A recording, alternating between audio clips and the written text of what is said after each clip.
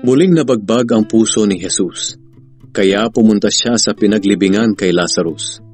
Isa itong kuweba na tinakpan ng isang malaking bato.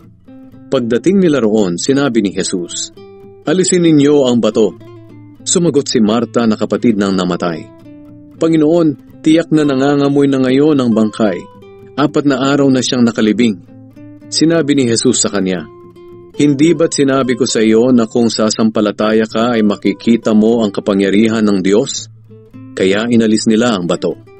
Tumingala si Jesus sa langit at sinabi, "Ama, nagpapasalamat ako sa iyo dahil dininig mo ako.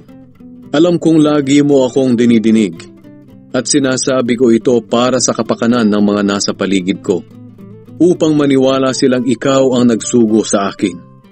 Pagkasabi niya nito, sumigaw siya, "Lazarus, lumabas ka!" At lumabas nga ang namatay na si Lazarus na nababalot pa ng tela ang mga kamay at paa, at may takip na tela ang mukha. Sinabi ni Jesus sa kanila, "Kalagan niyo siya at palakarin."